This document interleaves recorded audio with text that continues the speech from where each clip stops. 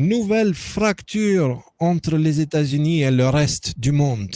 Mon Dieu, mais que se passe-t-il?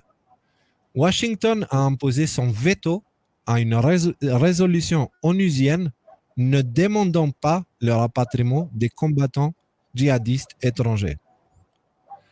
Alors, si ça, c'est pas. Ça induit en erreur, en fait, la manière que c'est écrit.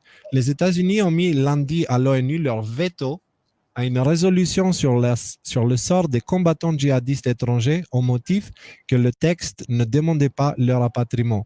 Cela illustre un fossé qui se creuse avec notamment leurs alliés européens. Rédigé par l'Indonésie, membre non permanent du Conseil de sécurité, le texte a accueilli 14 voix en sa faveur. Seuls les États-Unis ont voté contre. Sur ce sujet de la lutte contre le terrorisme, qui était jusqu'à la présent consensuel entre occidentaux et au-delà dans les instances internationales, la décision des États-Unis d'utiliser leur veto est spectaculaire et semble traduire une irritation croissante de Washington à l'égard des Européens. Bah, tu m'étonnes. Regardez ce qu'il dit toute l'Europe sur Trump, les médias et les politiciens. Qu'est-ce qu'ils veulent? Que Trump leur dise ouais, merci, ouais, allez-y, continuez de cracher sur moi, c'est super, je vous aime. Faisons comme vous voulez, faisons comme on a fait pendant 20 ans qu'on a mis la planète entière en feu. Continuons comme ça. Le veto est devenu très bon marché, déplore un diplomate sous couvert d'anonymat. Mais bien sûr, pourquoi il oserait assumer ses propos, quoi? Un diplomate anonyme, ça n'a aucun sens, les gars. C'est vraiment stupide la manière que les médias couvrent le sujet. Donc, voilà. Donc, Trump, on a dit, il s'est éloigné de l'OMS parce que il connaît bien la corruption, il a bien compris le jeu. Donc, il a dit non merci, ciao. Et maintenant, l'ONU, qui avait accusé Trump, donc ils avaient fait un truc, ils avaient parlé de Trump comme s'ils parlaient de Kadhafi ou un truc comme ça.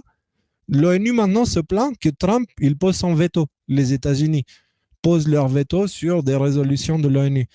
L'ONU est sous le contrôle de l'État profond et l'ONU n'aime pas Trump. Donc, forcément, voilà. Mais Trump s'est éloigné de ça, de la même manière qu'on a vu à la dernière vidéo, il s'est éloigné de la Cour pénale internationale. Pourquoi? Parce que la justice aux États-Unis fonctionne. Et on est en train de préparer Guantanamo pour l'arrivée des guests VIP. Les avions sont prêts. Ils ont envoyé la garde nationale pour renforcer la sécurité de la prison. Tout est prêt pour attendre voilà, les personnalités de luxe qui vont débarquer dedans. Et Dieu sait à quel point il y a un sacré paquet de gens qui n'ont aucune idée de qui savent très bien ce qui les attend. Oui. D'ailleurs, c'est pour ça qu'ils se battent autant et qu'ils essayent tout pour que Trump ne passe pas. Mais malgré ça, ça passe pas quand même.